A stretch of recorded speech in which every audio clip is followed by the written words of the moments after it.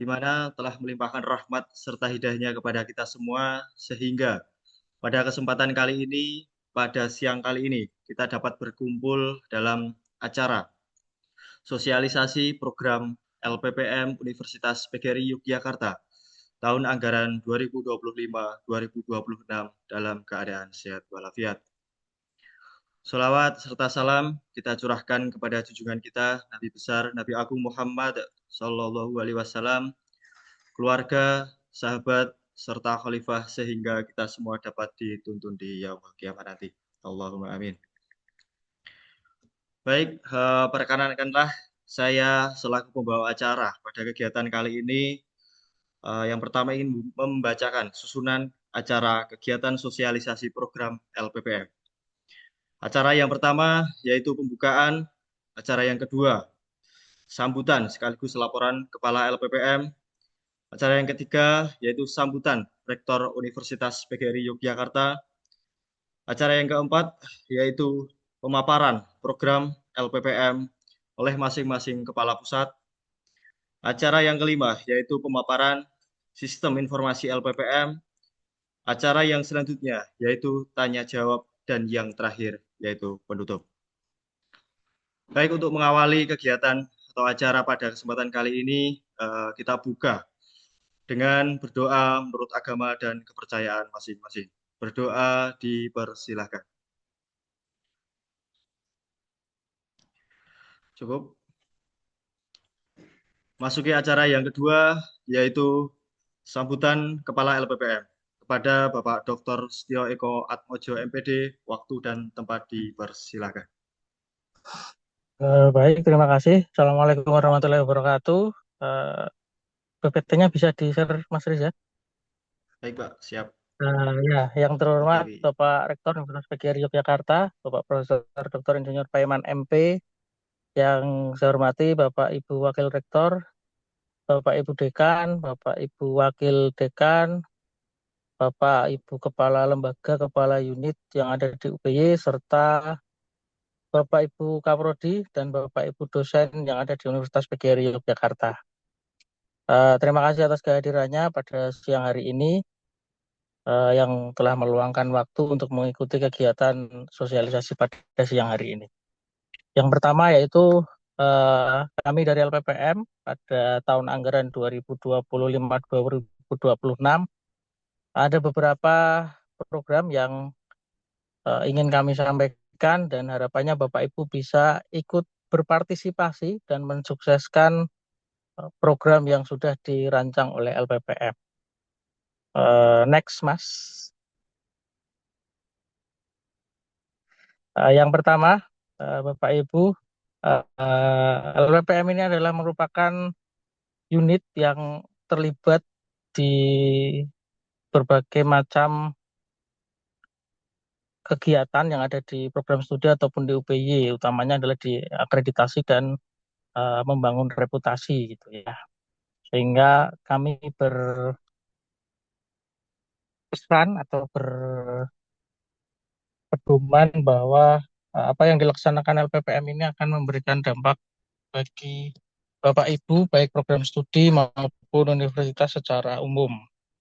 Berbagai lembaga pemeringkatan telah menempatkan UPY pada urutan yang menengah gitu ya, termasuk klasterisasi LPPM UPY, klaster penelitian kita berada di level utama gitu ya, nomor 2 dari atas. Nah, klaster ini menjadi modal bagi LPPM untuk terus mengembangkan program-program yang uh, ke depan gitu ya, sehingga semakin bermanfaat dan memberikan sumbangan bagi UPY. Berbagai macam data yang dikelola oleh LPPM antara lain yaitu data Sinta Bapak Ibu, Scholar, Scopus, dan data yang berasal dari sistem informasi internal UPY. Berbagai data tersebut sudah dikelola dengan baik pada periode sebelumnya, pada periodenya Bu Dr. Marti Widyasari STMN, Bapak Ibu. Jadi saya di sini cuma melanjutkan saja gitu ya. Berikutnya Mas Trisha, next.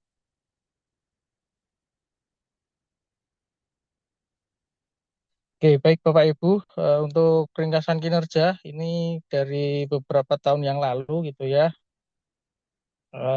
Kalau di kuantitatif beberapa peningkatan sudah terjadi, namun ke depan tentunya tidak cukup hanya dengan peningkatan ini gitu. Dimulai dari penelitian di mana proposal penelitian yang didanai oleh eksternal itu sudah lebih dari 15% dari jumlah dosen keseluruhan.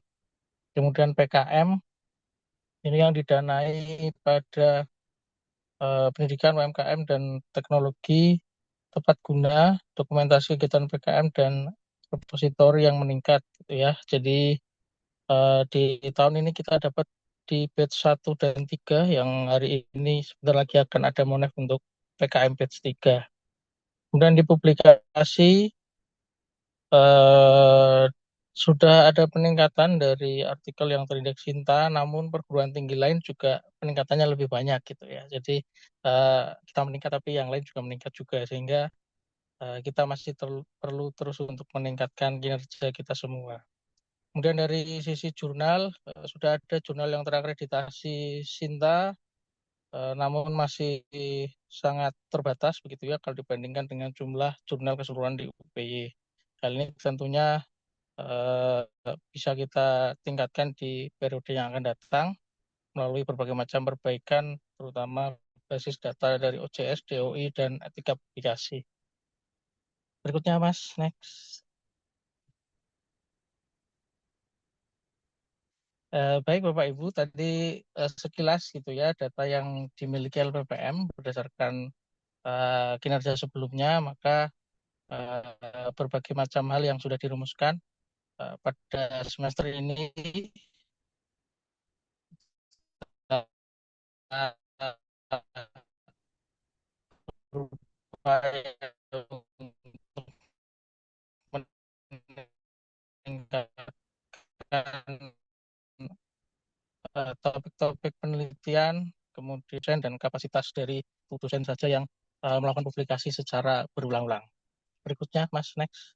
Ini cepat saja Bapak Ibu karena Pak Rektor sudah menunggu gitu ya. Tadi saya sudah ditanya oleh Mas eh, apa namanya Sekretaris Rektor gitu ya. Kemudian untuk pengabdian Bapak Ibu, jadi ke depan harapannya bisa memperluas dampak dari pengabdian ini yang terintegrasi itu ya melalui berbagai macam peningkatan itu ya fokus wilayah, luaran aplikasi dan peluang integrasi. Wilayah di sini adalah memungkinkan untuk melakukan pengabdian di luar wilayah DIY, tentunya melalui berbagai macam program dana penelitian internal maupun eksternal gitu ya. Kemudian luaran publikasi untuk PKM ini sudah diupayakan, namun jumlahnya masih belum meningkat signifikan gitu ya. Jadi PKM yang luarannya artikel jurnal gitu. Kemudian peluang integrasi, ada peluang untuk mengintegrasikan PKM dengan KKN untuk menciptakan sinergi yang kuat antara kegiatan akademik dengan pelayanan masyarakat. Jadi idealnya adalah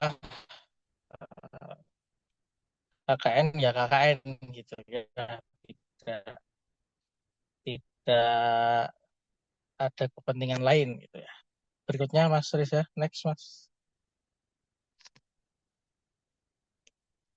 Oke Mas, next ya.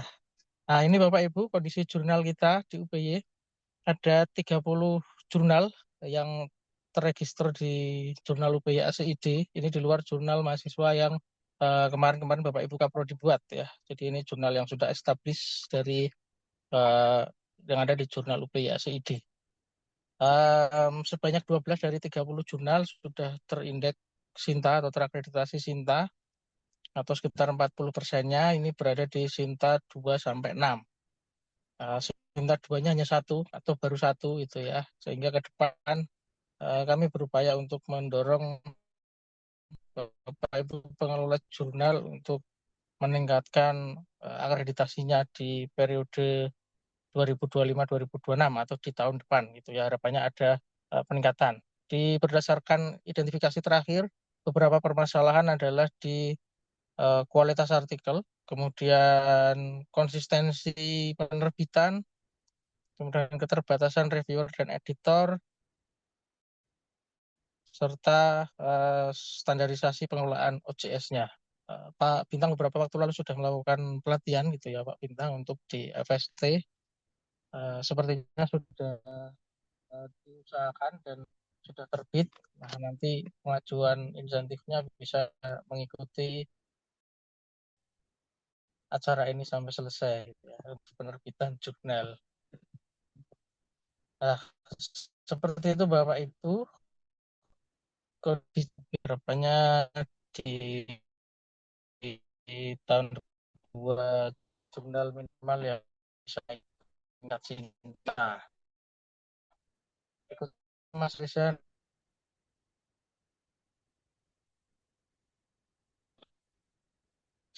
Ya.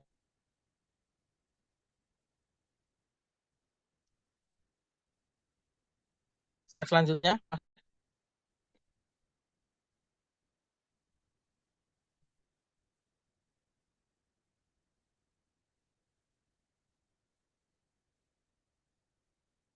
oke, next slash.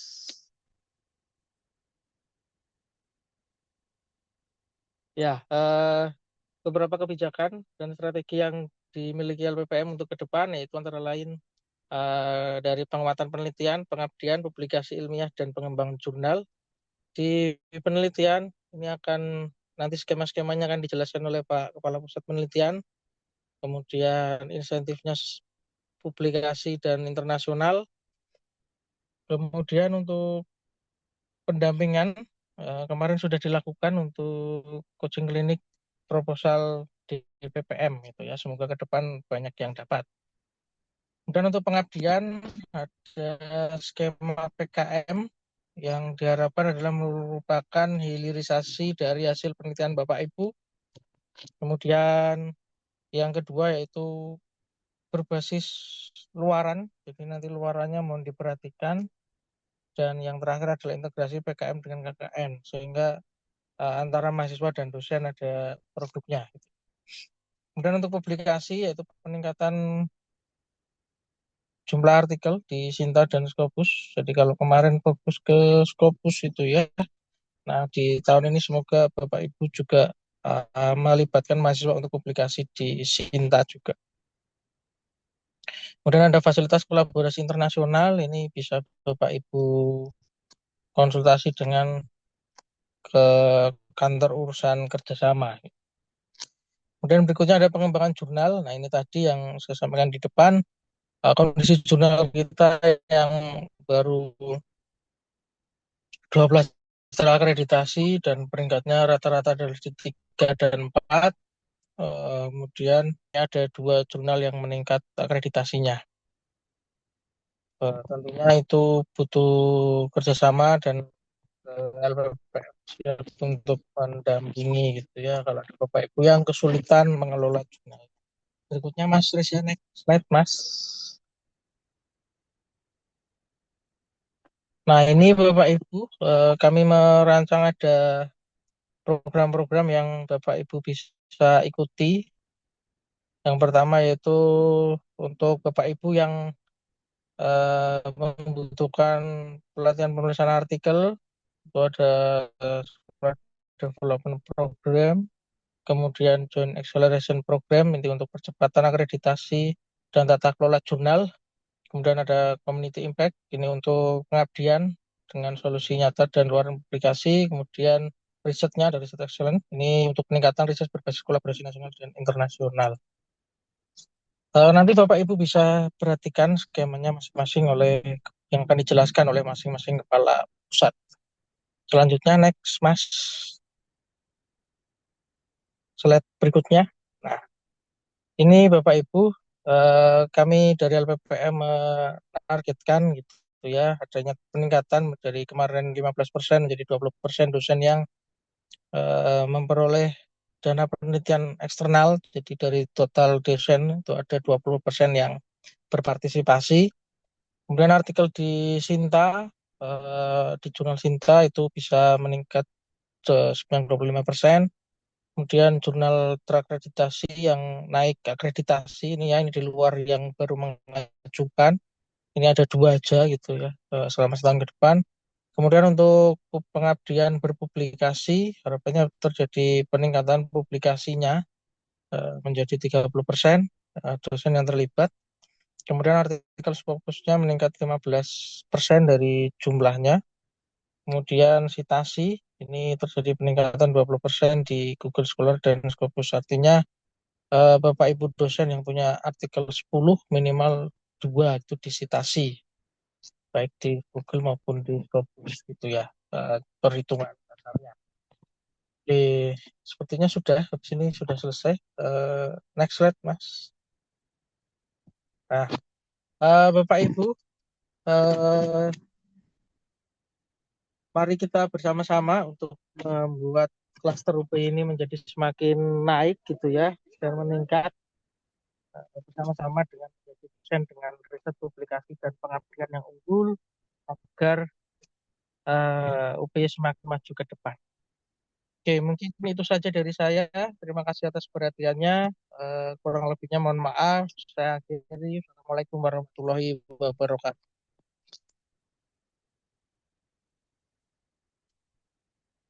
Waalaikumsalam warahmatullahi wabarakatuh.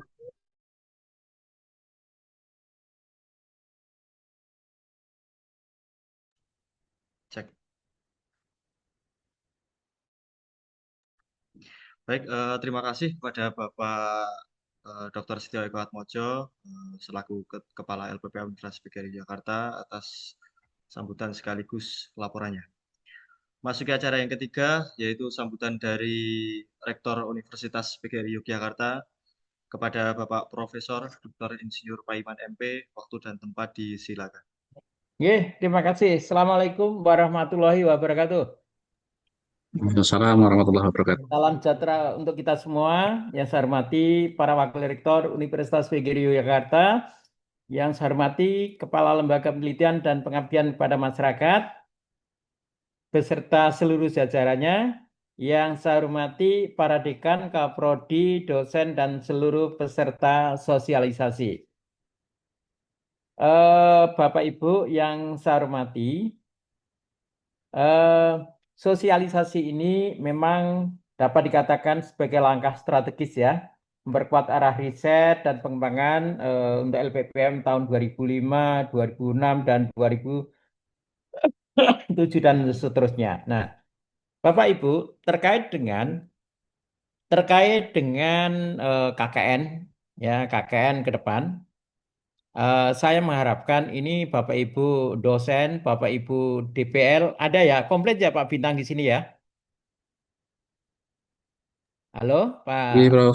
Nggih. Eh, Nah, ini Bapak Ibu semuanya yang terlibat ya, terlibat untuk KKN ini perlu sampaikan bahwa KKN tahun ini kan dibagi menjadi 3 ya. 3 model, yaitu pertama adalah model reguler yang rencana di Samigalo itu jumlahnya kalau tidak salah ada 600, kemudian alternatif dan pengabdian pada kampus yang jumlahnya total hampir 1000. Nah, untuk itu Bapak Ibu, saya harapkan Bapak Ibu yang hari ini sudah terdapuk, yang sudah dipilih Pak Bintang dengan teman-teman untuk menjadi DPL, saya harap bersungguh-sungguh. Karena lokasinya agak di apa ya? Lokasinya agak sedikit sulit ya, di daerah Kulon Progo itu ada 600 orang. Nah, Bapak Ibu, untuk keberhasilan KKN ini mau nggak mau Bapak Ibu harus sungguh-sungguh. Tidak boleh lah, misalnya Bapak Ibu sebagai DPL ternyata jarang ke lokasi dan tidak mengerti kondisi di lokasi. Dan saya harapkan jangan sampai terulang kejadian yang pernah terjadi di daerah Kulon Progo. Bapak Ibu meski harus bertanya pada Pak Bintang, karena Pak Bintang itu saksi sejarah. Jadi kira-kira Pak Rektor cerita itu ada apa ya? Lah itu Pak Bintang tolong dijelasin masalah-masalah yang pernah terjadi. Nah untuk itu monggo ini tentunya dosen-dosen yang terdapuk di dalam pembimbing KKL sudah lulus sekolah KKN. Betul Pak Bintang ya? sudah lulus sekolah namanya KKN. Kalau belum lulus, nah bisa jadi nanti tidak paham dengan pekerjaannya apa yang ada di lapangan. Nah, oleh sebab itu, Pak Bintang, tolong dosen-dosen yang betul-betul menjadi pendamping di lapangan sudah lulus sekolah itu sebagai DPL KKN. Nah, pesan saya Pak Bintang, tolong disampaikan apa yang mesti harus disampaikan. Jangan ada yang ditutup-tutupi, karena kalau dosen di lapangan itu, saya mengikuti hal ini kasus demi kasus dari KKN di Banjarnegara, di Gunung Kidul dan sebagainya. Saya selalu mengikuti dan masalah itu selalu terjadi. Dan tentunya sebagai DPL itu harus mengerti ya, jangan sampai terjadi sesuatu meledak dosennya baru tahu. Karena mungkin dosennya kurang inten bagaimana memahami bimbingannya di mana, di wilayah mana berada. Tentunya Bapak Ibu DPL sebelum betul-betul turun ke lapangan, ya mestinya Bapak Ibu harus mengerti betul, ya harus mengerti betul tentang kondisi lapangan. Nah, program LPPM program LPPM 2025-26 ini tidak spesifik KKN, tapi Tridharma Perguruan Tinggi. Ini yang perlu dijelaskan oleh Pak Bintang, nggih. Ini ya, saya sampaikan program LPPM 2526 tidak spesifik KKN, tetapi Tridharma Perguruan Tinggi ya yang perlu kami sampaikan. Nah, tentunya Tridharma Perguruan Tinggi salah satunya adalah pengabdian ya. Maka hari ini ada pengabdian yang di lapangan dan pengabdian untuk dekat kampus dan alternatif. Lah untuk itu monggo untuk KKN yang akan kita lakukan, mohon Pak Bintang dan teman-teman untuk segera teman-teman ini apa ya melakukan koordinasi supaya penerjunan itu nanti terjadi koordinasi yang baik. Jangan sampai pernah terjadi ya penerjunan KKN ke lapangan, ternyata pendampingnya itu nggak ada. Coba bayangkan. Ini kan tragis. Jangan sampai terjadi ini. Jadi kalau Bapak Ibu memang siap jadi pembimbing di lapangan, ya Bapak Ibu sejak sekarang siap. Kalau nggak siap ya sudah nggak siap. Jangan merasa terpaksa karena ini adalah program kita. Jangan sampai terjadi apa-apa di lapangan seperti kasus-kasus yang pernah saya rasakan waktu itu terjadi di Kulon Progo. Untuk itu, monggo Pak Bintang dengan Pak Setio dengan jajarannya yang diketuai Pak Bintang hari ini segera koordinasi supaya betul-betul KKN hari ini, KKN ke depan ini kita berhasil lancar, tidak ada suatu halangan apapun, dan tentunya adalah Pak Bintang dengan teman-teman sebagai leadership-nya, mohon sampaikan sejelas-jelasnya supaya tidak terjadi apa-apa dan KKN kita bisa berjalan lancar. Demikian dari saya. Saya anggap cukup dan terima kasih kepada Bapak Ibu. Semoga Bapak Ibu dapat menjalankan tugas sebagai DPL lapangan untuk membimbing anak-anak kita supaya jalannya pengabdian Tridharma kita ini, dalam Tridharma kita ini dapat berjalan lancar. Demikian dari saya. Demikian terima kasih. Wassalamualaikum warahmatullahi wabarakatuh. Waalaikumsalam warahmatullahi wabarakatuh. Ya, terima kasih kepada Bapak Rektor Universitas PGRI Jakarta atas sambutannya. Mungkin Pak Rektor ini sedikit lebih membahas lebih banyak mengenai KKN ini ya. Begitu, tapi nanti sekiranya berjalan dengan LPPM nanti ada beberapa program yang akan disampaikan oleh masing-masing kepala pusat. Baik, masuki acara yang selanjutnya yaitu pemaparan terkait materi setiap kepala pusat. Nanti masing-masing akan disampaikan. Yang pertama nanti ada pusat penelitian yang akan disampaikan oleh Bapak Wahyu Sugianto MSI. Dan yang kedua nanti ada dari Pusat Pengabdian yang akan disampaikan oleh Bapak Bintang Wicaksono MPD, dan yang terakhir nanti ada Pusat Publikasi Penerbitan Jurnal dan Sentra KI yang akan disampaikan oleh Dr. Rina Widianingsih. Baik, untuk materi yang pertama terkait penelitian yang akan disampaikan oleh Bapak Wahyu Sugianto MSI.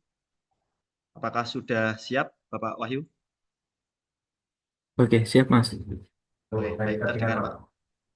Monggo silakan Bapak Wahyu, waktu dan tempat disilakan.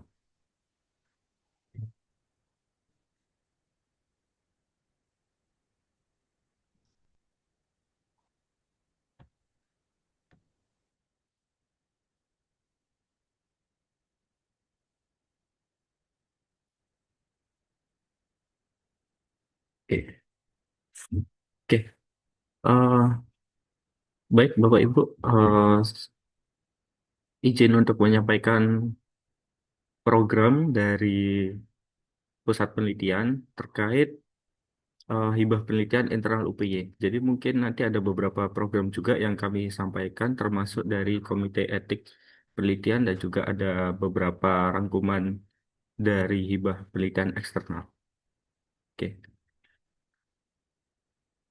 baik. Yang kita bahas adalah yang pertama terkait hibah penelitian internal UPY tahun 2025-2026. Jadi nanti ada beberapa skema Bapak Ibu yang akan kami jelaskan. Namun yang pertama, kami memiliki persyaratan umum.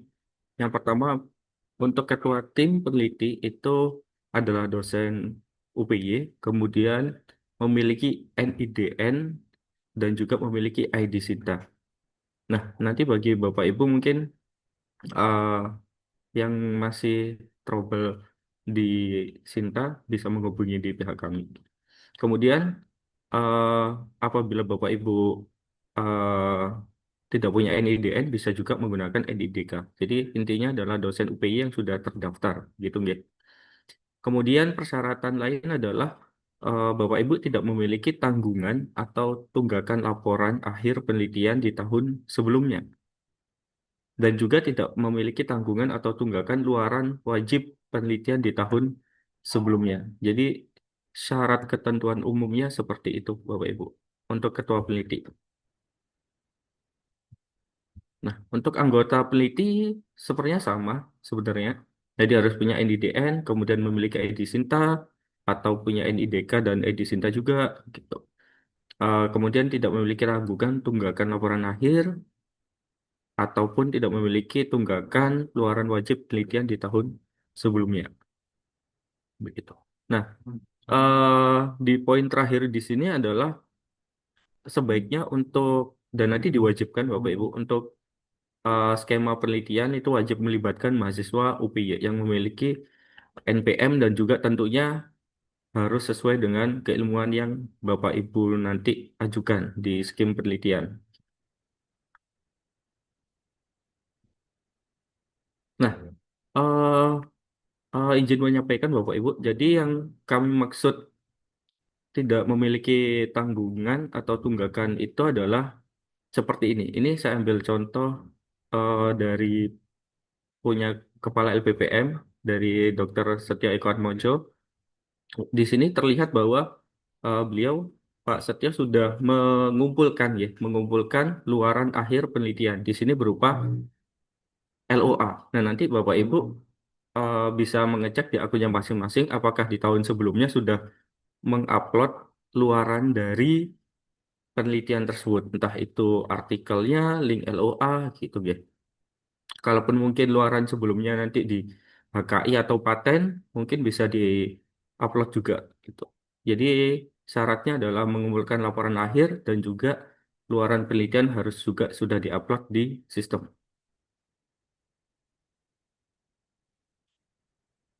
Oke. Kemudian ketentuan berikutnya adalah setiap dosen itu hanya boleh mengusulkan satu penelitian sebagai ketua atau sebagai anggota. Jadi apabila Bapak Ibu sudah berperan sebagai ketua, tidak boleh mengajukan lagi sebagai anggota dengan tim yang lain. Jadi Bapak Ibu memilih salah satu menjadi ketua peneliti ataupun nanti menjadi sebagai anggota peneliti. Poin yang kedua, setiap dosen mendapatkan pendanaan maksimal sebanyak 1 kali sebagai ketua atau sebagai anggota di tahun 2025-2026. Jadi tidak double funding ya.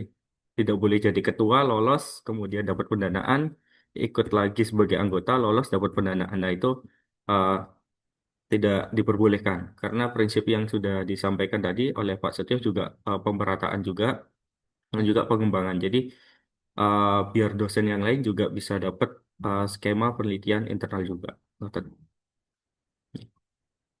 Kemudian, ketentuan umum yang berikutnya adalah peneliti wajib bertindak sebagai penulis korespondensi dalam semua keluaran penelitian, baik itu nanti publikasi ilmiah ataupun nanti hak cipta dan lain sebagainya. Nah, itu peneliti sebagai penulis korespon atau penulis utama juga gitu. Nah, yang terakhir, peneliti wajib mencantumkan nama LPPM UPY sebagai pemberi pendanaan beserta tahun pendanaannya pada setiap bentuk keluaran penelitian, baik nanti publikasi ilmiah atau artikel, ataupun nanti dalam bentuk poster, ataupun HKI dan lain sebagainya. Nah, nanti wajib mencantumkan nama LPPM. Begitu. Oke. Nah, berikut Bapak Ibu untuk skema penelitian pada tahun 2025-2026 ada 7 skema penelitian. Yang pertama adalah penelitian dosen pemula, kemudian ada penelitian dasar, kemudian ada penelitian kemitraan akademik. Nah, ini yang mungkin baru nih Bapak Ibu. Tahun sebelumnya belum ada. Kemudian ada penelitian terapan, penelitian hilirisasi riset, penelitian kerjasama antar perguruan tinggi, dan yang terakhir penelitian kerjasama publikasi internasional. Jadi di tahun ini ada 7 skema penelitian yang kita tawarkan. Oke. Nah, yang pertama Bapak Ibu terkait penelitian dosen pemula, ini seperti di tahun-tahun sebelumnya, kita memfasilitasi dosen yang baru ya, baru masuk mungkin gitu ke UPY. Nah, itu untuk bisa mengikuti penelitian dosen pemula. Persyaratannya adalah yang pertama minimal 3 dosen dan wajib 1 mahasiswa minimal.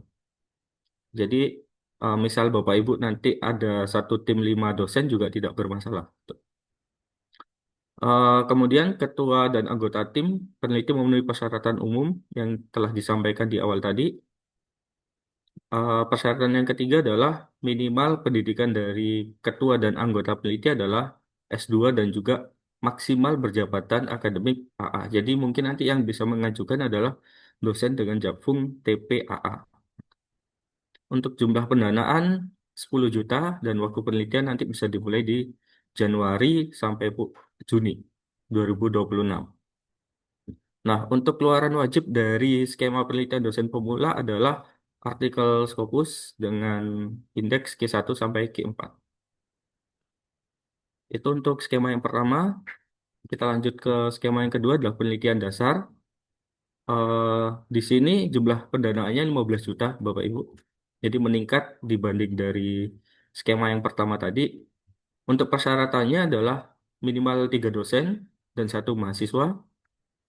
Kemudian yang membedakan dengan penelitian dosen pemula adalah di sini kita fokuskan untuk ke ketua penelitinya berjabung lektor untuk magister minimal ya, ataupun untuk dosen doktor dengan jabatan fungsional TP atau AA. Gitu. Kemudian anggota tim peneliti minimal bergelar magister dengan jabatan akademik TP ataupun AA. Jadi ini dikhususkan untuk ke lektor dengan gelar magister ataupun doktor dengan Japfung TPA. Luaran wajibnya di sini adalah artikel Scopus Q1 sampai Q4. Nah, yang ketiga Bapak Ibu, di sini ada skema baru penelitian kemitraan akademik. Nantinya ada 2 untuk S1 dan juga S2. Jadi intinya penelitian kemitraan akademik ini adalah kita memfasilitasi Bapak Ibu dosen yang membimbing mahasiswa, gitu. Punya bimbingan mahasiswa baik skripsi maupun tesis gitu. Nah, kita fasilitasi bisa mengikuti skema penelitian kemitraan akademik. Nah, persyaratannya yang pertama adalah eh, terdiri dari satu dosen dan minimal 3 mahasiswa bimbingan skripsi. Nah, untuk S1 itu 3 mahasiswa bimbingan. Nah, nantinya akan dibuktikan dengan melampirkan SK pembimbing di proposal. Kemudian judul yang diajukan oleh peneliti nantinya dijadikan penelitian payung oleh mahasiswa. Nah, biasanya nanti kita bisa tahu dari SK yang dilampirkan, ngoten nggih, apakah judul penelitian dan judul mahasiswanya itu selaras atau tidak gitu. Oke. Nah, kemudian untuk persyaratan lainnya adalah ketua tim minimal berpendidikan magister dan berjabatan akademik AA. Nah, ini juga bisa diajukan bagi Bapak Ibu yang sedang membimbing mahasiswa gitu ya. Untuk minimal mahasiswanya ada 3. Jumlah pendanaan 10 juta untuk waktu penelitian Januari sampai Juni 2026. Nah, di sini luaran wajibnya adalah publikasi pada artikel terindeks Sinta 3 sampai 6. Kalaupun nanti 1 2 juga boleh ya Bapak Ibu. Tapi minimal 3 sampai 6 dengan catatan jumlah luarannya itu sebanding dengan jumlah mahasiswa. Jadi kalau misal Bapak Ibu membimbing 3 mahasiswa, berarti nanti luarannya adalah 3 artikel Sinta. Ngoten. Kalaupun nanti membimbing 5 mahasiswa yang diajukan, berarti nanti jumlah luarannya sesuai dengan jumlah mahasiswa. Oke. Nah, ini selanjutnya untuk penelitian kemitraan akademik S2 nggih, atau magister untuk tesis. Secara umum sama, cuman yang membedakan di sini adalah minimal 1 mahasiswa bimbingan tesis. Jadi kalau untuk skripsi minimal ada 3 mahasiswa, kalau untuk di tesis minimal 1 mahasiswa bimbingan tesis. Jumlah dana sama 10 juta. Kemudian yang membedakan di sini adalah publikasinya itu di Sinta 1 sampai dengan Sinta 2. Tidak boleh di Sinta 3 ke bawah. Kemudian sama jumlah luaran disesuaikan dengan jumlah mahasiswa bimbingan yang diajukan.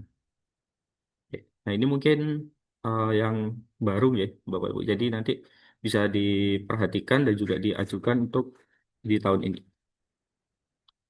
Oke. Baik, saya lanjut untuk penelitian yang keempat adalah skema penelitian terapan. Di sini jumlah dananya 20 juta. Untuk persyaratannya adalah minimal 3 dosen dan 1 mahasiswa. Kemudian kita tujukan untuk magister dengan jafung lektor ataupun doktor dengan jafung TPAA. Nah, di sini luaran wajibnya Scopus Q1 sampai Q4 dan laporan feasibility product. Jadi nanti karena ini penelitian terapan, diharapkan nanti bisa melakukan menghasilkan model, produk, prototipe ataupun dan yang lain. Nah, nanti hasil pengujiannya bisa dilaporkan dalam bentuk laporan feasibility product.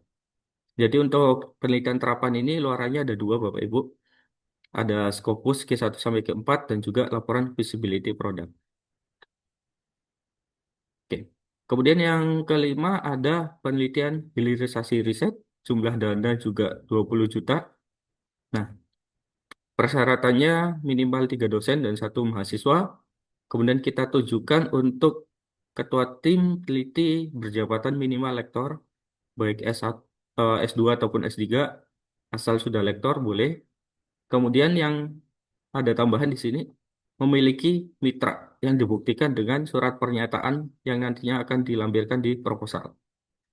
Nah, untuk keluarannya di penelitian hilirisasi riset ini adalah purwarupa, prototipe, atau produk yang diuji oleh lembaga resmi yang relevan, misal dapat sertifikat SNI ataupun sertifikasi dari laboratorium yang berkompeten gitu di bidangnya. Semisal untuk di alat-alat medis itu ada namanya BLKK gitu ya. Ah, semisal kita ikut penelitian ini, kita bikin produk, nanti diuji di BLKK, kemudian dapat sertifikasi, nah itu jadi luarannya Bapak Ibu. Atau luaran yang lain itu adalah desain industri ataupun paten sederhana ataupun paten yang dihasilkan dari penelitian ini. Begitu. Jadi ini atau ya Bapak Ibu bisa dipilih salah satunya. Oke. Baik, saya lanjut. Untuk yang keenam adalah penelitian kerjasama antar perguruan tinggi. Untuk jumlah dana pada skema ini adalah 20 juta. Kemudian untuk persyaratannya minimal 3 dosen, termasuk dosen mitra. Gitu. Jadi minimal 3 dosen termasuk mitra, misal dari UPY 1 orang, dari luar 2 orang itu juga boleh, ataupun dari UPY 2 orang, dari luar 1 orang boleh, dan wajib melampirkan 1 mahasiswa UPY juga. Kemudian ketua tim peneliti minimal berjabatan akademik lektor, dan juga selama 3 tahun kemarin terakhir itu memiliki jurnal internasional bereputasi. Syarat yang lain adalah mitra yang diajak kerjasama itu berada pada perguruan tinggi dengan klaster utama. Jadi tujuan kita adalah sharing knowledge, Bapak Ibu, antara kita dengan perguruan tinggi yang bagus gitu ya, yang berada di klaster utama ataupun eh, mungkin eh, mendapatkan peringkat internasional seperti itu, sehingga nanti penelitian kita bisa lebih berkembang dan juga lebih baik lagi secara kualitas gitu. Kemudian syarat yang lain adalah memiliki MOU ataupun surat perjanjian kerjasama dengan mitra. Semisalnya itu mitranya fakultas dan lain sebagainya juga boleh disesuaikan saja gitu. Nah, untuk keluaran wajibnya di sini adalah minimal Scopus Q2 gitu. Untuk yang terakhir, Bapak Ibu, skema penelitian kerjasama publikasi internasional. Nah, mungkin ini skema dengan jumlah pendanaan yang paling besar, yaitu 30 juta. Untuk persyaratannya sebenarnya sama dengan penelitian kerjasama antar perguruan tinggi yang tadi. Cuman yang membedakan di sini adalah mitranya eh, harus dari luar negeri. Begitu, Bapak Ibu. Nah, untuk keluaran wajibnya di sini adalah sama Scopus Q2 minimal. Jadi ini nomor 6 dan 7 skemanya sebenarnya sama, cuman berbeda mitra saja. Ya. Baik, itu 7 skema penelitian yang kami tawarkan di tahun 2025, tahun 2026. Dan untuk timeline program penelitian, kami buka seperti ini, Bapak Ibu. Yang pertama nanti sosialisasi kita lakukan hari ini. Kemudian penerimaan usulan bisa kita buka di tanggal 8 sampai 15 Desember 2025. Nah, mungkin masih ada jeda waktu, Bapak Ibu, dari tanggal 1 ke tanggal 8. Nanti bisa dicek di sistem akun masing-masing, apakah sudah melaporkan tagihan, laporan akhir, dan juga luaran di tahun sebelumnya. Sambil melengkapi, nanti bisa dicek ya, Bapak Ibu. Untuk penerimaan usulan, 8 sampai 15, seleksi usulan penelitian, nanti di tanggal 16 sampai 26 Desember 2025. Kemudian nanti pengumuman usulan didanai insya Allah di 30 Desember. Jadi mungkin penutup akhir tahun, betul ya.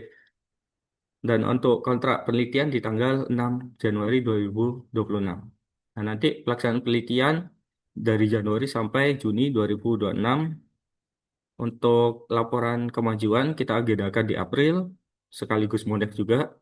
Dan laporan akhir nanti di Juni. Dan pengkinian ya, pengkinian progres luaran wajibnya nanti bisa di 25 Agustus 2026. Jadi ini untuk timeline kegiatan hibah penelitian internal UPY tahun 2025-2026.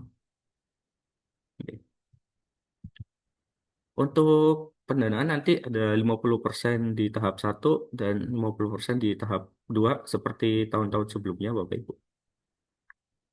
Nah, kami sampaikan juga untuk info hibah penelitian eksternal sudah kami share di grup info LPPM ya, Bapak Ibu. Linknya juga sudah ada. Nah, ini nanti akan kita update secara berkala ketika ada pengumuman hibah yang baru. Untuk sementara pengumuman hibah plus panduannya baru ada 4 ini. Nanti monggo silahkan dicermati. Nah, ini yang terakhir Bapak Ibu. Jadi di LPPM UPY di bawah Kepala Pusat Penelitian nanti akan ada Komite Etik Penelitian. Nah, bagi Bapak Ibu yang mungkin nanti membutuhkan ya untuk Komite Etik Penelitian atau Ethical Clearance, nanti bisa menghubungi kami di LPPM. Cuman untuk rencana detail bagaimana pengajuan dan lain sebagainya, kita agendakan sosialisasi di lain waktu karena mungkin butuh penjelasan lebih detail. Mari.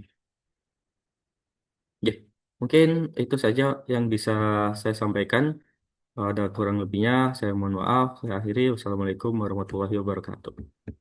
Waalaikumsalam warahmatullahi wabarakatuh. Waalaikumsalam warahmatullahi wabarakatuh. Baik, kami sampaikan terima kasih kepada Bapak Wahyu Sugianto MSc selaku Kepala Pusat Penelitian atas pemaparan materi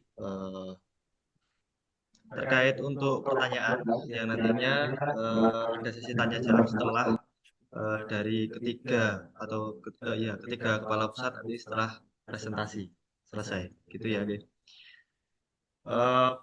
Materi yang kedua yang akan disampaikan oleh Bapak Bintang Wicaksono MPD selaku Kepala Pusat Pengabdian. Kepada Bapak Bintang, sudah siap? Sudah ya? Baik. Sudah, Mas. Nah, oke.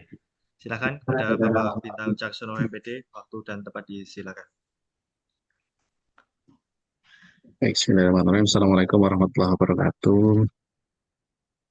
Yang terhormat Bapak Rektor, Wakil Rektor, Pak Dekan, Wakil Dekan, serta Bapak Kepala LPPM, Bapak Dr. Profesor Dr. Eko Setiamojo MPD.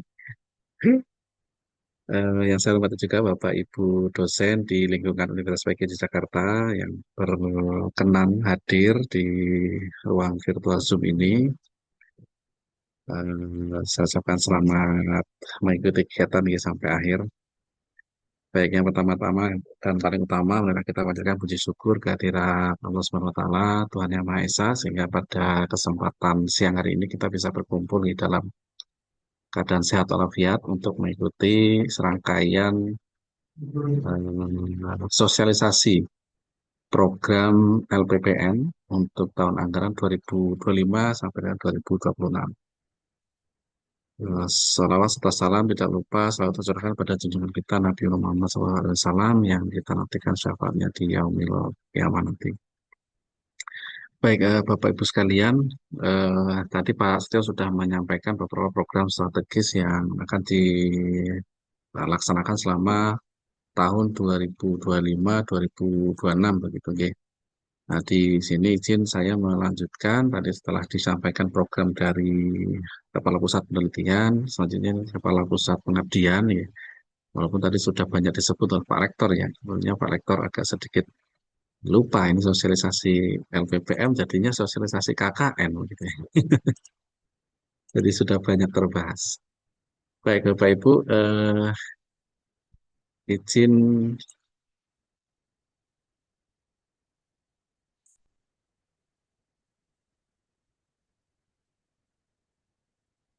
sudah terlihat? Oke. Baik, izin Bapak Ibu ini menyampaikan rencana program LPPM tahun 2025-2026 untuk Pusat Pengabdian Masyarakat. Untuk program mungkin tidak terlalu banyak seperti yang disampaikan atau seperti di pusat penelitian ya untuk pengabdian. Jadi hanya ada 5 yang utama ini ya. Yang pertama ada hibah kegiatan pengabdian dosen UPY, hibah internal yang sudah rutin kita buka. Kemudian ada pelaksanaan KKN tahun 2026 ya, KKN angkatan 41. Ini ditujukan untuk teman-teman atau anak-anak mahasiswa UPY. Kemudian ada review dan pendampingan proposal DPPM, nanti sifatnya workshop begitu. Kemudian ada rencana perpanjangan software Turnitin, ya. Saya tulisnya rencana ya. Kemudian ada monitoring dan evaluasi pelaksanaan pengabdian.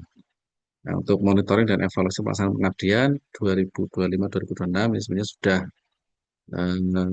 hal yang wajib ya. Kemarin juga sudah melaksanakan monitoring dan evaluasi untuk pengabdian batch 1 dan batch 3. Nah, untuk hibah sendiri di tahun 2025-2026 ini untuk hibah pengabdian hanya ada 1 skim pengabdian, berbeda dengan tahun lalu yang mungkin ada 2 skim ya. Untuk tahun ini hanya ada 1 skim pengabdian yaitu pengabdian dosen dengan jumlah judul, ada 30 judul yang direncanakan, yang dibuka. Untuk masing-masing judul dananya 5 juta rupiah. Ini atas kebijakan dari BPM, ini dinaikkan jadi 5 juta, yang tadinya 4 juta rupiah. Kemudian untuk syarat dan ketentuannya, pengabdian dilakukan secara kelompok, terdiri dari 3 orang dosen. Ya. Kemudian fokus dari pengabdian adalah pemberdayaan masyarakat. Fokusnya ke pemberdayaan masyarakat, kemudian kelompok UMKM atau UKM gitu ya, atau lembaga pendidikan. Kemudian untuk waktu pelaksanaannya minimal 3 bulan, mendapatkan persetujuan mitra, dibuktikan dengan surat persetujuan mitra, ini juga Bapak Ibu sekalian sudah tahu. Kemudian terakhir adalah tidak memiliki tagihan luaran pengabdian yang belum diselesaikan. Jadi yang mungkin tahun lalu sudah dapat hibah pengabdian internal, kemudian belum melaporkan laporan dan luarannya, nanti mohon dilengkapi. Nah, untuk luaran wajibnya ada yang pertama laporan hasil pengabdian, jelas ini adalah salah satu luaran wajib. Kemudian yang kedua ada video pelaksanaan Bapak Ibu yang diupload di YouTube-nya LPPM. Karena ternyata YouTube-nya LPPM ini cukup bermanfaat ya, ketika hibah di PPM itu salah satu luarannya ada video juga, video pelaksanaan yang wajib diupload di lembaga, ya. Di YouTube-nya lembaga. Kemudian ada syarat viewersnya juga. Nah, kalau uh, YouTube-nya LPPM bisa berkembang, kemudian banyak subscriber, kemudian viewersnya juga, harapannya ketika nanti hibah Monef atau monitoring evaluasi hibah dari Dikti atau DPPM itu sudah tidak was-was lagi karena sudah berkembang begitu ya YouTube LPPM. Harapannya dari video Bapak Ibu juga lah menjadi sarana promosi untuk LPPM UPY. Kemudian membuat artikel hasil pengabdian ini wajib terbit minimal accepted di jurnal nasional serta melaporkan ke LPPM. Itu ya, jadi dilaporkan Bapak Ibu. Atau artikel ilmiah yang dimuat di proceeding ISBN pada seminar internasional. Ini hanya ada satu skim, jadi ini skimnya skim pengabdian dosen. Ini untuk hibah pusat pengabdian tahun 2025-2026. Kemudian untuk jadwalnya, nanti untuk jadwal program hibah yang disosialisasikan hari ini, 1 Desember 2025, untuk penerimaannya ini mundur 1 minggu dari penutupan hibah atau usulan, penerimaan usulan penelitian, supaya Bapak Ibu tidak kejar-kejaran begitu ya dengan proposal penelitian. Kalau waktunya bareng, nanti garap penelitian, mau ngajak garap pengabdian juga, sementara waktunya mepet. Kalau ini setelah penelitian selesai, kemudian ada jeda lagi 1 minggu, baru buka, kemudian bukanya juga hanya 1 minggu. Jadi 2 minggu Bapak Ibu setelah tutupnya hibah penerimaan usulan penelitian, Bapak Ibu punya waktu 2 minggu untuk kemudian menyusun hibah pengabdian. Kemudian ada seleksi ini dilaksanakan tanggal 31 Desember sampai dengan 10 Januari, yang nantinya akan direview oleh review internal UPY. Kemudian pengumuman usulan didanai akan diumumkan tanggal 13 Januari. Nanti kontrak selanjutnya tanggal 15 Januari, pelaksanaan pengabdiannya di tanggal 15 Januari sampai dengan Juni. Jadi cukup panjang ya kalau untuk pelaksanaannya. Unggahan laporan kemajuan, ini tanggal 15 April ada mengunggah laporan kemajuan, selanjutnya nanti Monef akan dilaksanakan di 27 April. Nah, tanggal terakhir adalah unggah laporan akhir dan luaran wajib pengabdian di tanggal 25 Juni. Begitu. Nah, ini untuk schedule atau jadwalnya. Gitu. 25 Juni harapannya sudah mengunggah laporan akhir. Kemudian untuk sistematika pengusulan proposal, ini sama seperti di tahun sebelumnya, kita sudah menggunakan sistem di LPPM, dan semua proses berjalan melalui sistem ya di LPPM UPY ACID. Jadi login, nah bagi Bapak Ibu yang baru mungkin yang belum punya akun atau mungkin masih bingung loginnya bagaimana, bisa langsung ke LPPM ya. Saya ketemu dengan Mas Reza, tim teknis untuk akun ya. Nah, untuk sistemnya nanti dibuka seperti ini, akan ada 3, kalau di sini masih 3 skema, ya, nanti besok hanya ada 2 skema yang akan kami buka, satu untuk pengabdian mandiri, satu lagi untuk pengabdian dosen. Pengabdian internasional akan tetap kami buka, Bapak Ibu, tapi monggo nanti itu sifatnya mandiri, nggih, pendanaan mandiri ketika Bapak Ibu punya peluang untuk melaksanakan pengabdian internasional, tapi tidak didanai oleh lembaga. Ya namanya peluang itu kan bisa datang kapan saja. Tiba-tiba ada teman menulis di jurnal yang kemudian mengajak untuk pengabdian, monggo saja bisa dilaksanakan. Nah, untuk eh, sistematika pengusulan nanti semua by sistem ya Bapak Ibu. Ini saya contohkan. Ada 10 langkah dari pengajuan. Nanti Bapak Ibu pengajuannya di sistem juga. Kemudian ada approval dari Kepala Pusat Pengabdian. Approval ini sifatnya untuk melihat template ya, eh, yang Bapak Ibu ajukan apakah sudah sesuai atau belum proposalnya. Kemudian ada proses review, unggah revisi dan cek plagiarisme juga di sistem sampai dengan surat tugas atau kontrak.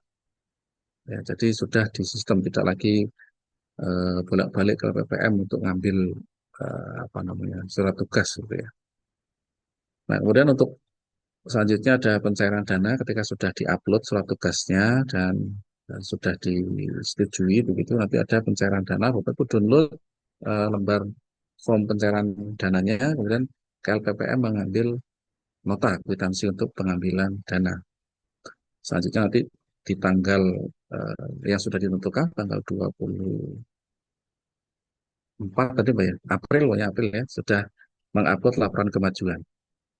Nanti disetujui untuk laporan pengajuannya, kemudian baru dilakukan pelaporan akhir.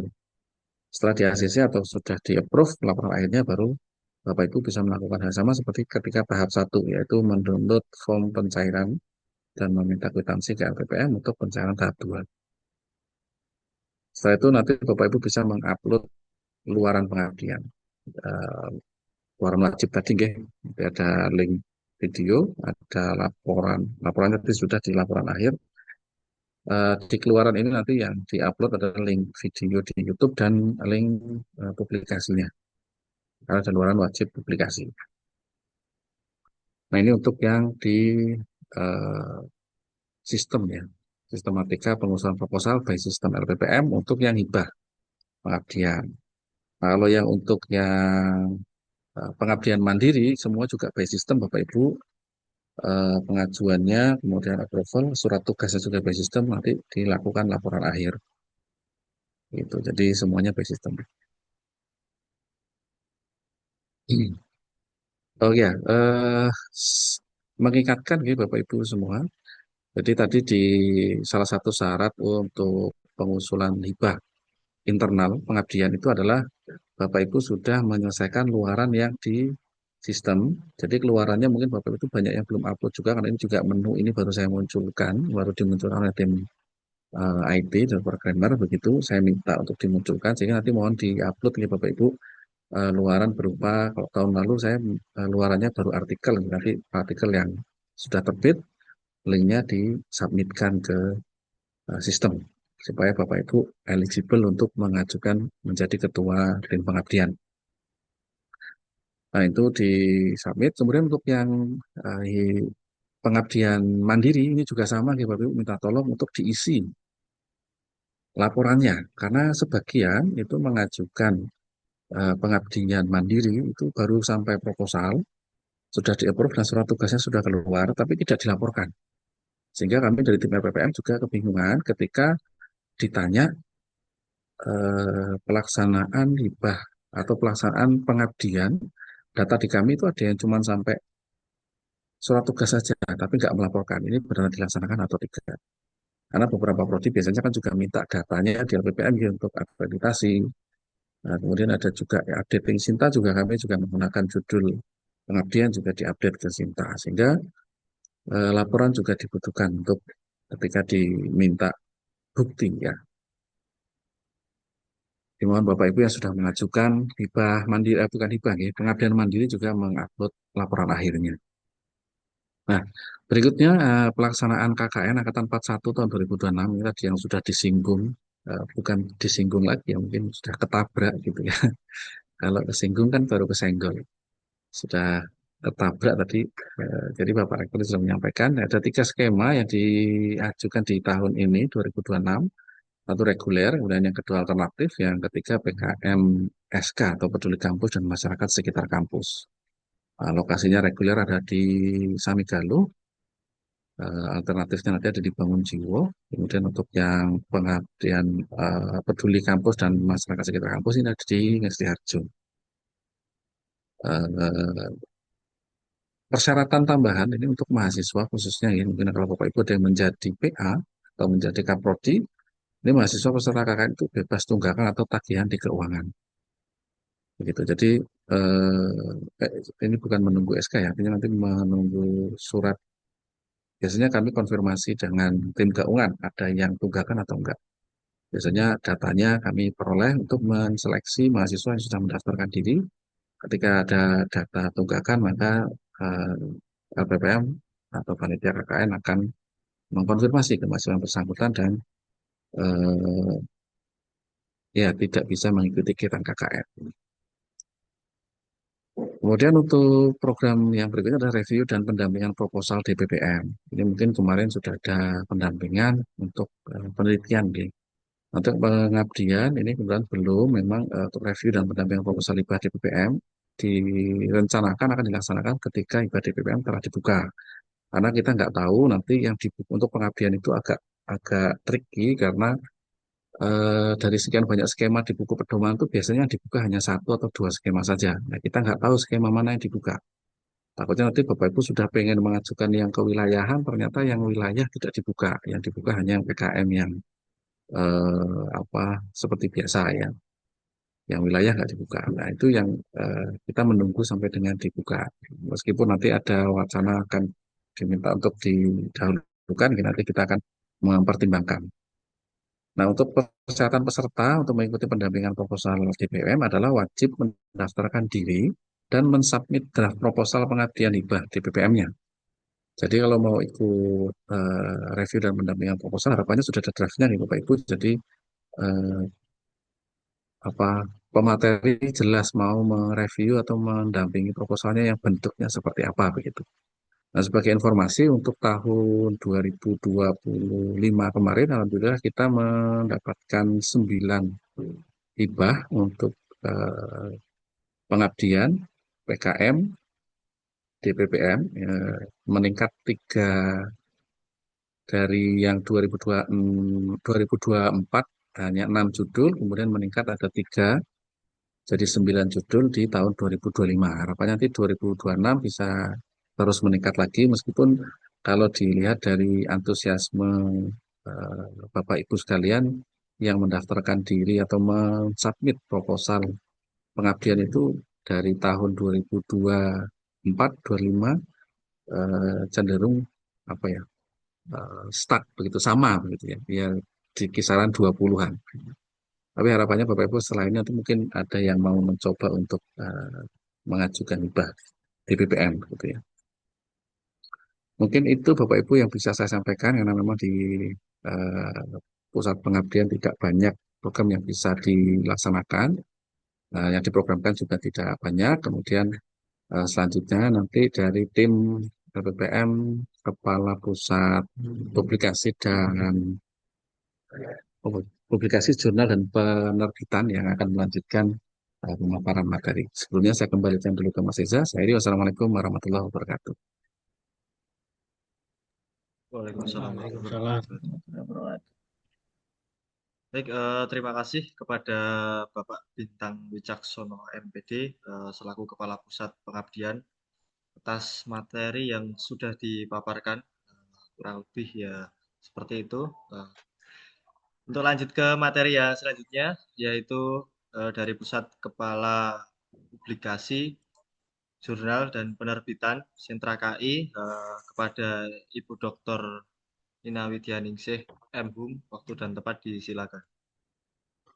Baik, terima kasih Mas Reza atas waktu yang diberikan kepada saya.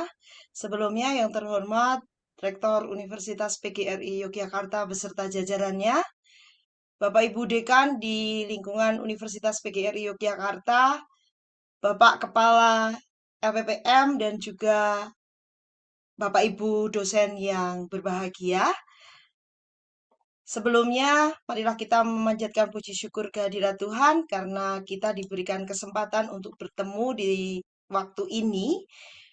Dan pada kesempatan ini saya sebagai Kepala Pusat Publikasi, Jurnal, Penerbitan, dan Sentra KI. Ini tadi banyak yang salah-salah menyebut ya, karena memang terlalu panjang begitu. Saya juga tidak tahu ini singkatannya menjadi apa.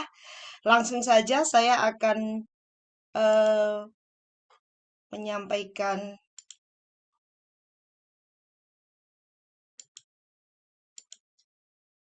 Ya, baik. Untuk Pusat Publikasi, Penerbitan, dan Sentra KI, untuk yang pertama, bagian dari publikasi, kita mengacu pada keputusan bersama pengurus yayasan UPY nomor 007-SK-YPUPY Romawi 3 2025 dan Rektor UPY nomor 027-SK-Rektor Romawi 3 2025 tentang kebijakan pembiayaan invoice dan insentif publikasi. Ketentuan umum ini saya copy dari isi SK saja yang mungkin Bapak Ibu sudah menerimanya dari mulai berlaku bulan Juli kemarin. Untuk yang pertama, ketentuannya adalah insentif publikasi adalah dukungan yang diberikan lembaga kepada dosen di lingkungan UPY yang berhasil menerbitkan artikel ilmiah di jurnal bereputasi yang dapat diajukan berdasarkan invoice atau LOA. Jurnal bereputasi adalah jurnal yang terindeks Scopus Q1 sampai Q4 dan juga Sinta 1 sampai 6 sesuai standar yang ditetapkan oleh Kemenristek atau lembaga indeksasi internasional terpercaya. LOA adalah surat resmi dari penerbit jurnal yang menyatakan bahwa artikel telah diterima untuk diterbitkan, sedangkan invoice adalah dokumen resmi yang menunjukkan adanya biaya publikasi yang harus dibayar kepada penerbit jurnal.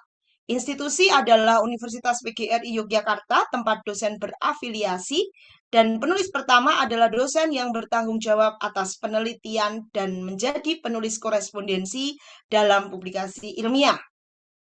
Insentif hanya diberikan untuk satu ajuan publikasi dalam 1 tahun anggaran, dan ajuan publikasi kedua diberikan sebesar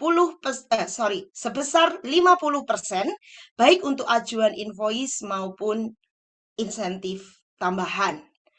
Kemudian, alur pengajuan melalui sistem LPPM dapat dilihat di lamannya sistem LPPM, yaitu alur pengajuan insentif publikasinya. Alurnya sudah bisa dilihat Bapak Ibu, nanti ada di namanya sistem LPPM, kemudian alur pengajuan insentifnya dari masuk ke sistemnya, lalu apa saja yang harus diisikan di dalamnya. Hampir sama tampilannya dengan tadi yang Pak Bintang sampaikan, tetapi untuk Pak Bintang di pengabdian, kalau bagian ini adalah di bagian publikasi. Kemudian pembiayaan atau yang berbasis invoice atau LOA, publikasi artikel jurnal internasional. Yang pertama adalah publikasi pada jurnal internasional bereputasi yang terindeks Scopus Q1 sebesar 20 juta, ini maksimalnya. Publikasi pada jurnal internasional bereputasi terindeks Scopus Q2 adalah 16 juta. Kemudian pada Scopus Q3 adalah 12,5 juta.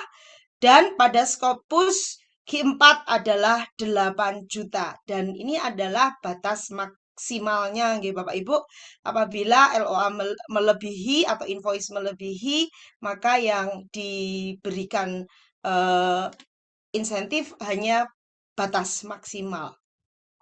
Selanjutnya, besaran insentif tambahan publikasi artikel jurnal internasional akan diberikan setelah publish yaitu pada Scopus Q1 sebesar 4 juta, Scopus Q2 sebesar 3 juta, Scopus Q3 sebesar 2 juta, dan Scopus Q4 sebesar 1 juta. Ini memang berbeda dengan tahun sebelumnya dan sudah disesuaikan dengan SK yang terbaru. Selanjutnya untuk publikasi nasional Sinta, hanya diberikan insentif tambahan sebesar 1 juta rupiah apabila pada Sinta 1 dan 2, 750.000 apabila di Sinta 3 dan 4, serta 500.000 pada jurnal Sinta 5 dan 6. Kemudian ketentuannya, dosen penulis pertama harus mengisi formulir pengajuan insentif publikasi melalui laman sistem LPPM yang sudah saya sampaikan di awal tadi tampilannya. Pengajuan berbasis invoice melampirkan bukti invoice resmi dari penerbit jurnal, bukti pembayaran jika sudah dibayarkan, dan bukti bahwa jurnal tidak termasuk dalam daftar jurnal predator. Kemudian pengajuan berbasis LOA melampirkan bukti LOA, salinan artikel yang diterima, bukti DOI, dan tautan artikel jika sudah tersedia. Lalu dosen setelah mengisi di halaman tersebut akan ada unduh form pencairan. Nah, setelah diunduh itu kemudian dikumpulkan di LPPM. Selanjutnya apabila sudah ada tindak lanjut, nanti bisa mengambil kwitansi yang sudah disahkan oleh LPPM. Dosen menyerahkan form pencairan dana beserta kwitansi ke keuangan yayasan untuk proses pencairan insentif biaya publikasi sesuai invoice atau LOA dan insentif publikasi untuk dosen penulis pertama. Insentif diberikan dalam bentuk cash atau transfer ke rekening dosen penulis pertama dengan afiliasi Universitas PGRI Yogyakarta. Akan tetapi untuk LPPM itu hanya sampai pada mengambil form pencairan dana yang disertai dengan kwitansi. Untuk proses selanjutnya itu berada di keuangan. Untuk selanjutnya ini untuk seminar internasional untuk fakultas dan program studi.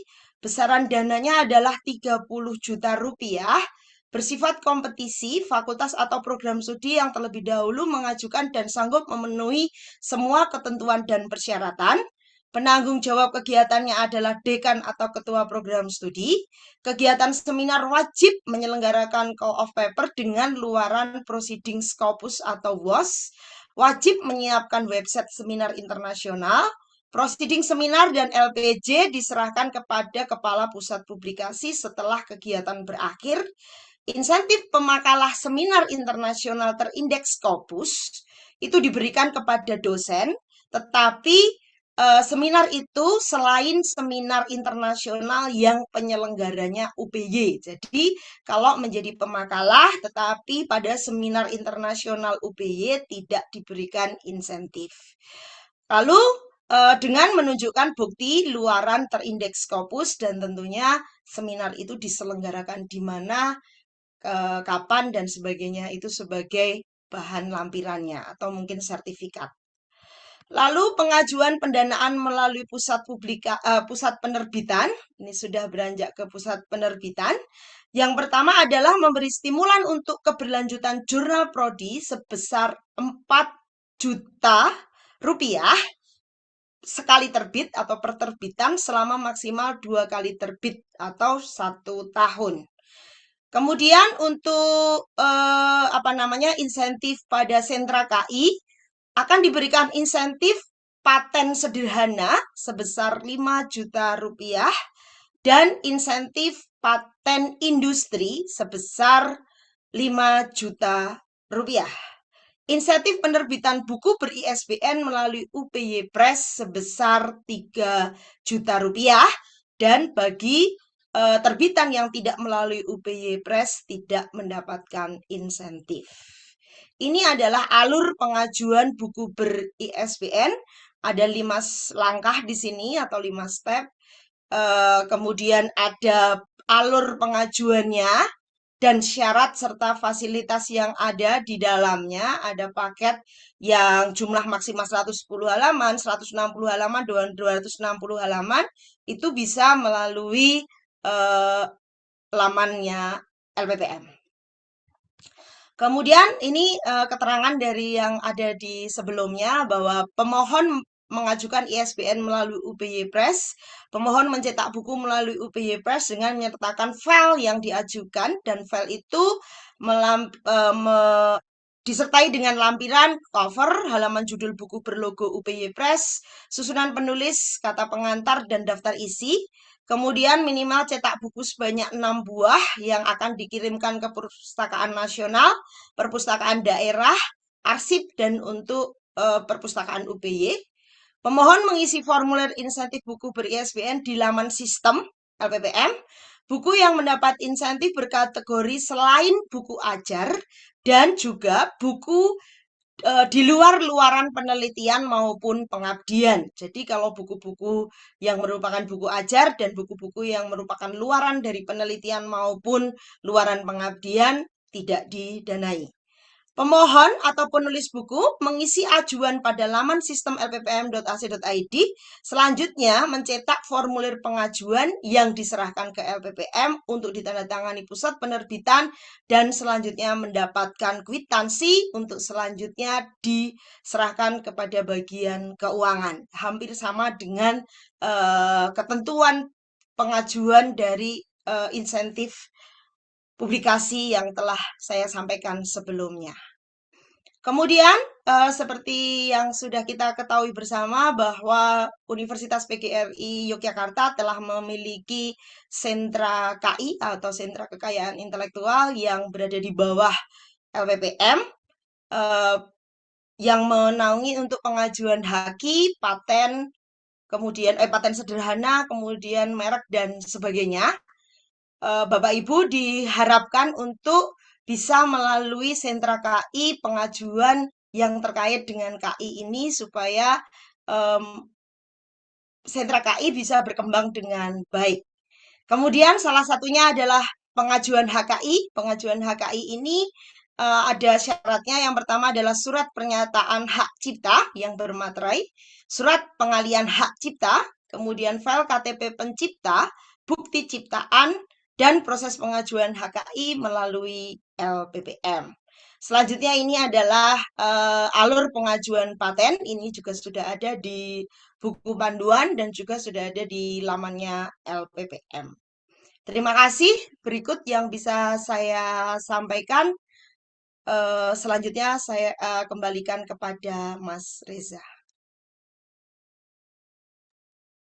Baik, terima kasih kepada Bu Nina yang sudah memaparkan materi terkait penjelasan dari program-program dari Kepala Pusat Publikasi, Jurnal, Penerbitan, dan juga Sentra KI. Nah, ini kali ini saya benar Bu, ini ucapnya sepertinya.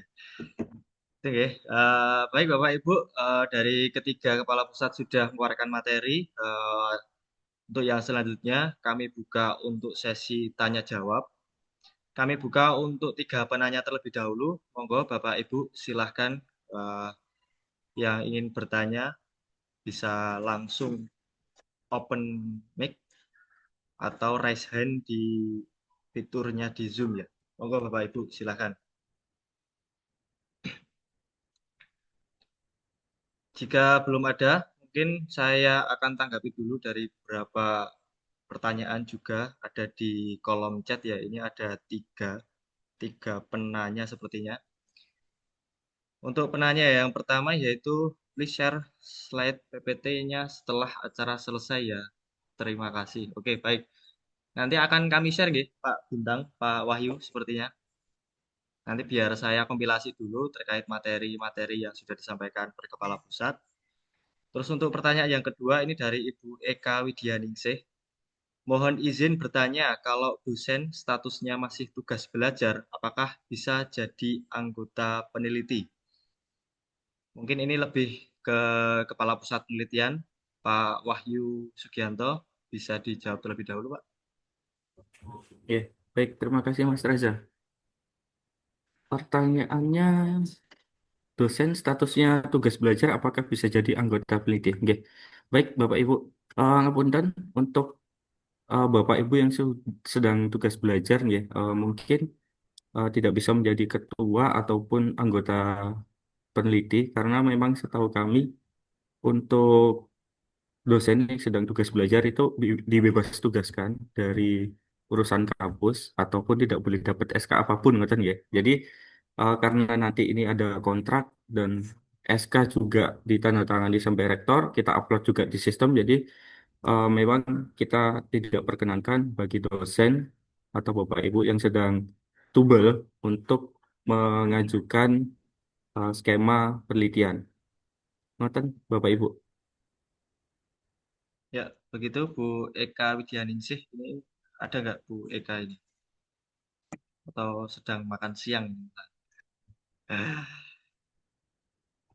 Gitu. Oke, untuk lanjut next saja ini ada pertanyaan yang ketiga dari Ibu Emi Tipuk Lestari. Izin Bapak Ibu, apakah buku panduannya atau template proposalnya? Oh ya, ini kalau buku panduan sudah kami share di website LPPM. Nanti Bapak Ibu dosen silahkan cek aja di bagian kesekretariatan. Nanti di situ ada beberapa menu terkait kebutuhan Bapak Ibu juga. Jika memerlukan panduan, nanti klik aja di bagian panduan. Nanti ada panduan LPPM tahun anggaran 2025-2026. Nanti silakan Bapak Ibu download, cek-cek aja kebijakan atau materi-materi yang dari kepala pusat. Terus terkait template proposalnya juga akan kami share di bagian kesekretariatan juga, nanti di bagian kolom template. Nanti silahkan disesuaikan aja kebutuhannya, misal template proposal penelitian ataupun pengabdian. Seperti itu Bu Emi Tipu Lestari, mungkin saya bantu untuk jawab. Penanya yang selanjutnya ada Bapak Sujat Miko. Mohon izin bertanya, apakah penelitian harus dimulai Januari 2026? Jika sudah melakukan penelitian tahun 2025, bagaimana kebetulan sudah melakukan penelitian? Oh, ini pertanyaannya lebih ke Pak Wahyu ya. Lagi Pak Wahyu, monggo silakan. Langsung dijawab aja Pak. Oke, oke. Mungkin sekalian yang bawah ya, Mas Reza nanti. Yang bawah. Ya, Ini juga. siap. Oke. Ini saya bantu bacakan untuk dosen yang masih masa probation, seperti ini bacanya, atau magang yang belum ada jabatan fungsionalnya dan tidak bisa menjadi ketua penelitian untuk hibah penelitian ini ya. Itu Pak Wahyu, monggo ini dari Ini siapa ya? Kalau boleh tahu. Bapak atau Ibu? Oke, oke, oke. Baik, saya izin jawab ya Bapak Ibu. Untuk yang pertama dari Pak Mikung ya. eh Begini Pak, jadi prinsipnya adalah ya proposal nanti yang diajukan adalah proposal penelitian yang belum pernah diajukan di manapun ya. Artinya dalam skema yang lain ngoten. Misal Bapak Ibu kemarin mengajukan hibah di PPM dan ternyata proposalnya diterima di PPM. Nah, itu berarti tidak boleh diajukan untuk hibah internal kita ngoten. Tapi kalaupun ternyata kemarin proposalnya ditolak gitu, nah itu boleh diajukan. Jadi pada intinya tidak boleh mengajukan proposal penelitian yang sudah didanai di skema yang lain atau skema terdahulu gitu. Oke. Kemudian untuk Mr. X ini, syarat dari sebagai ketua atau anggota tadi di persyaratan umum adalah memiliki NIDN atau NIDK dan juga ID Sinta yang nyangkut ke UPY. Ngoten. Jadi selama mempunyai itu nanti bisa mengajukan. Mengajukannya mungkin untuk awal misal belum bergabung itu bisa di penelitian dosen pemula.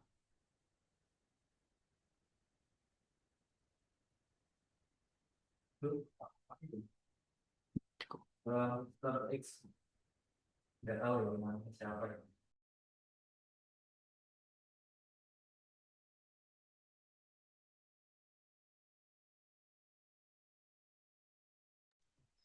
Oke. Gitu Pak Wahyu, sudah dijelaskan ya Pak? Ini ke Bapak Mister X ini, Bapak atau Ibu, saya kurang tahu juga. Barangkali besok Mister ke Yulanang bos LPPM. ya. Gimana Pak?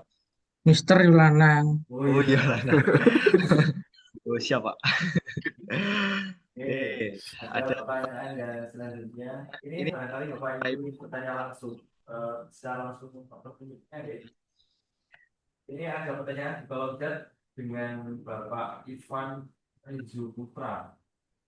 Mohon izin bertanya untuk dosen status PKWT, apakah bisa menjadi ketua tim peneliti dan bisa mengajukan dana hibah penelitian ataupun pengabdian masyarakat?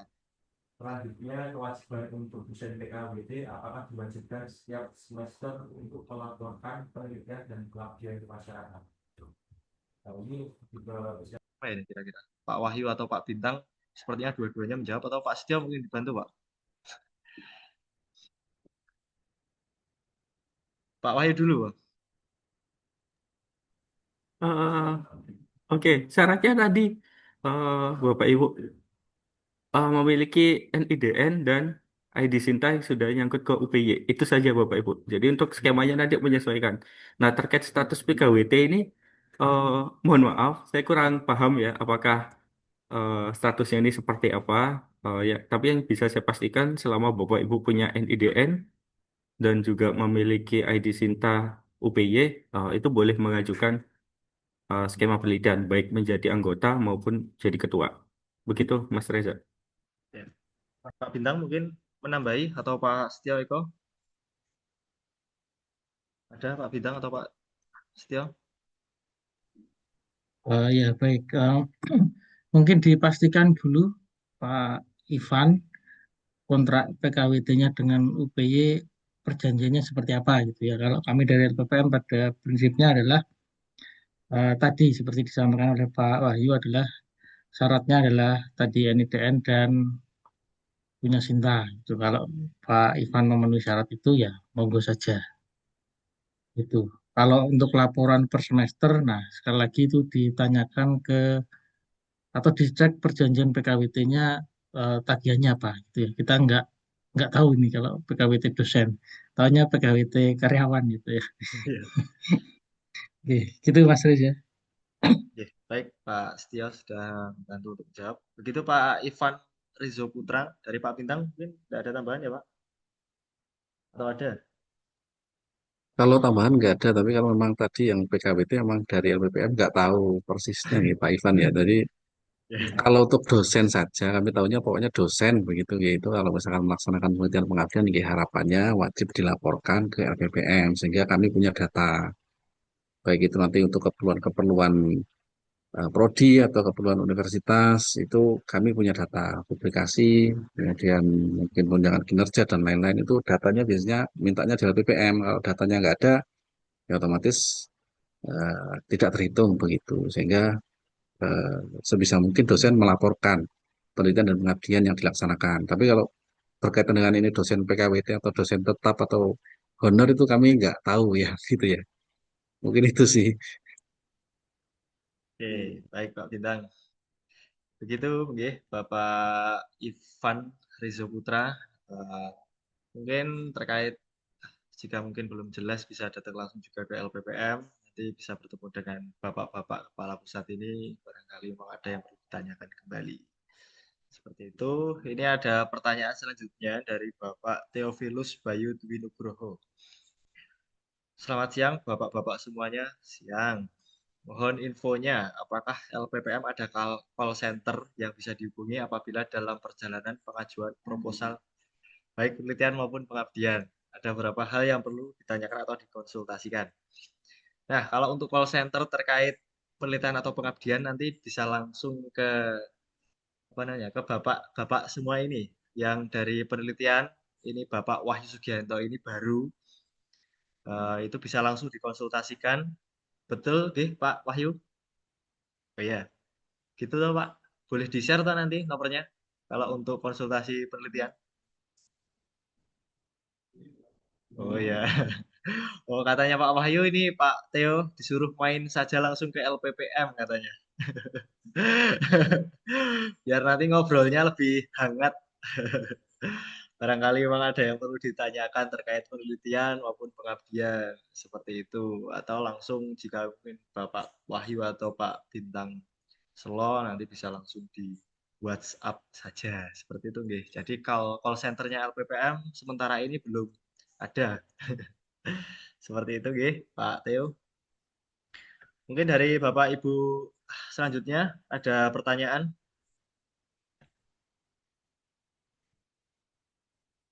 Ini dari total 64 partisipan atau ini baru disambi makan siang.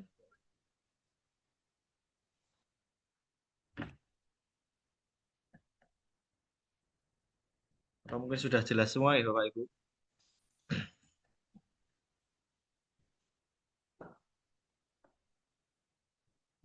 Oke, sepertinya sudah ya Pak Setio Eko ini.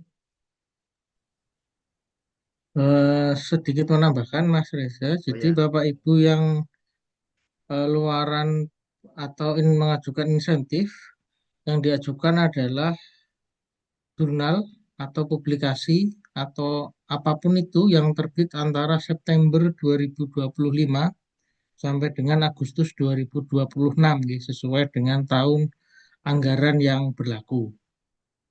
Itu. Jadi kalau Bapak Ibu terbitnya sebelum September ya mohon maaf tidak bisa diajukan insentif saat ini.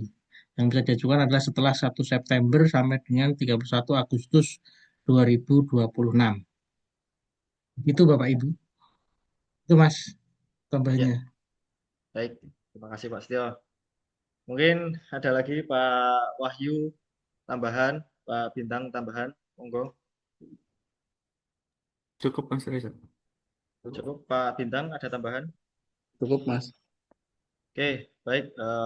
Sebelumnya terima kasih kepada Pak Setio Eko, Pak Wahyu Sugianto, Pak Bintang Caksono, dan juga Bu Nina Widianingsih.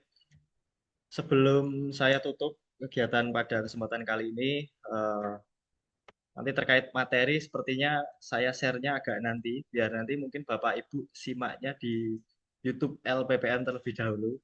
Jadi kita bantu bersama support karena mungkin tadi sudah dikatakan atau diperjelas oleh Pak Bintang bahwasanya memang YouTube LPPM ini berpengaruh besar dalam hal mendukung administrasi terkait program-program hibah penelitian maupun pengabdian. Seperti itu, nggih. Kalau Bapak Ibu belum tahu YouTube-nya LPPM, ini saya coba bagikan dulu YouTube LPPM.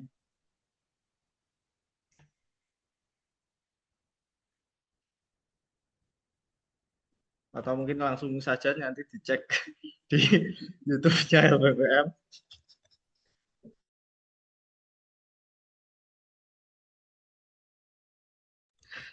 Atau mungkin Bapak Ibu langsung cek aja di YouTube-nya LPPM, di LPPM UPY, nanti diketik langsung muncul. Nanti jangan lupa Bapak Ibu subscribe dan juga like semua, komen di semua video LPPM. Kita dukung bersama dan juga jangan lupa Bapak Ibu untuk selalu follow juga Instagram kami di LPPM UPY untuk mendapatkan informasi atau berita-berita yang terbaru dari LPPM. Mungkin dari saya cukupkan sekian dalam saya membantu acara pada kegiatan sosialisasi program LPPM tahun anggaran 2025-2026 ini ada salah dan kurangnya saya mohon maaf yang sebesar-besarnya. Mungkin ada kurang lebihnya saya mohon maaf. Kita tutup atau sebelum kita tutup, gimana Pak Wahyu? Kan masih coba.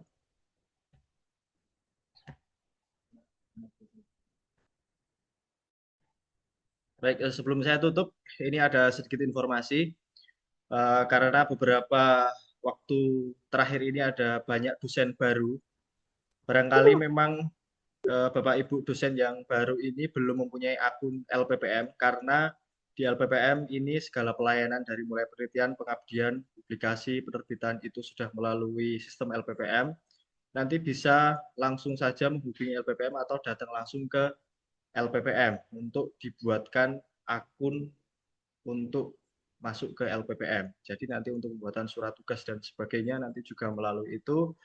nanti bisa langsung datang ke LPPM di unit 4, lantai 4, ruang LPPM.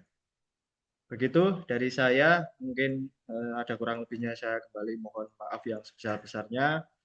Saya tutup dengan berdoa menurut agama dan kepercayaan masing-masing. Berdoa dipersilahkan. Cukup, saya tutup. Wassalamualaikum warahmatullahi wabarakatuh. Waalaikumsalam warahmatullahi wabarakatuh. Wassalamualaikum warahmatullahi wabarakatuh. Matur nuwun Bapak-bapak Pak Bintang, Pak Setio. Jadi, Satu.